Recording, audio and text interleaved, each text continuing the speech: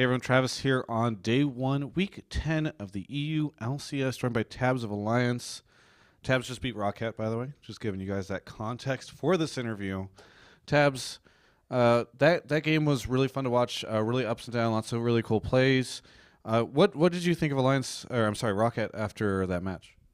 They played pretty well. I think actually their level 1 strategy was really good. So they got 3 buffs on us, and we had to play from behind, but we managed to control the dragons very well. After the mid game, though, we made some mistakes with our strategy. We tried to do some Baron baits, and then left me alone at bot lane, but then they ganked me, and that was a good comeback by them. And after that, we basically just kept controlling the map and trying to get Barons, and eventually we got the Baron because it was just me and Evelyn doing it, and they checked it with Jinx Rocket, but you can only see it for a split second with Jinx Rocket, so we like baited to while we were walking back and showed in mid, but we just kept doing it, and then we went all to Baron, and we got Baron, and we got like a couple kills into 2 inhibs. Now, right before this interview, you and I were discussing a little moment that you shared with Froggen. Would you mind, sharing that again? Because it's always interesting to know what happens with the Thresh Lantern. Oh yeah. So basically, what happened was like we were sieging the second inhib at top lane, and Nif is like, "Okay, I throw his lantern, and you take the inhib, and then back out." And then both me and Froggen step forward and hit the inhibitor, and then I take the lantern, and Froggen gets flash room prison and dies. Was that just like a weird communication breakdown? Yeah, we didn't specify who would do it, so. Was it kind of like there was only one way out, and so it was like whoever the slowest to click the lantern, that's the person who deserves to die? Yeah, but I took it because I was the closest to it, so yeah.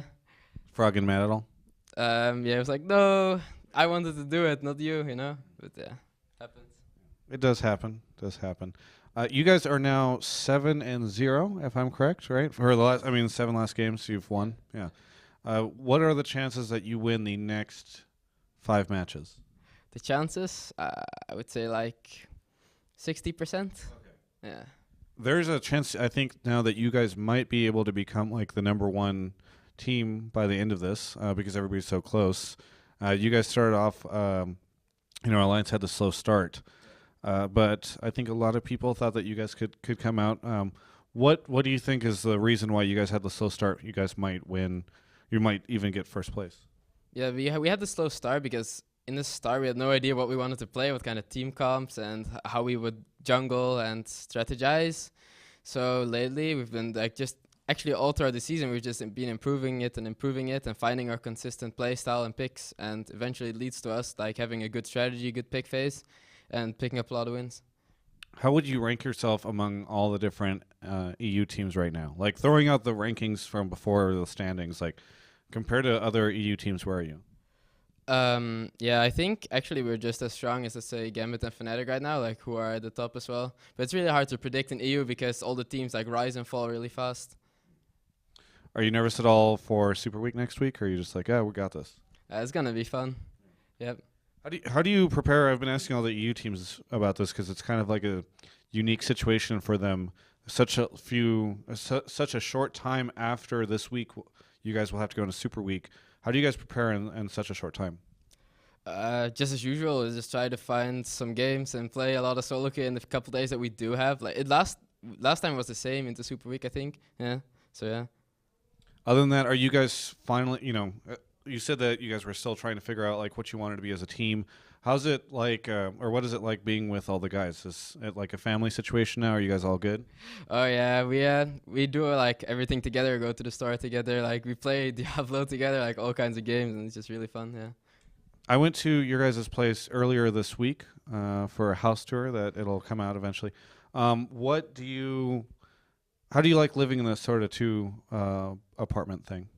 I think it's alright because like when I was home, I would never really leave my room anyway, and now I have even a bigger room, so it's technically I'm living like more spaciously. The only bad thing is probably like the kitchen because nobody cleans it up and it's pretty messy. Yeah. Yep. All Stars is just around the corner. You guys have obviously Super Week and then playoffs and all that kind of thing. What are your like if Alliance makes it to All Stars and you guys get first place in the playoffs or something like that? What do you think your chances would be against all the international teams? It's really hard to say, but I think that foreign teams are really, really strong, like especially just the Asians in general. so probably not that great.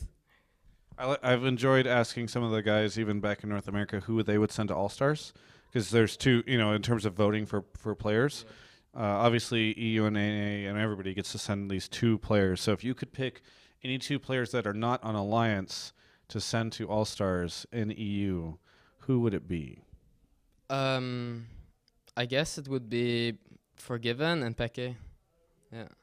Any specific reason why? I just think both of them are like really consistent, strong players, and they deserve to go. Very good. Anything you'd like to say to any of your fans out there? Yeah, thanks for all the support. Love you guys. Thank you so much for the interview. Congratulations on your win. Looking forward to seeing if you guys can continue this win streak. 7-0, quite impressive. For everyone else, you can check out the rest of our coverage of the EU LCS at ongamers.com.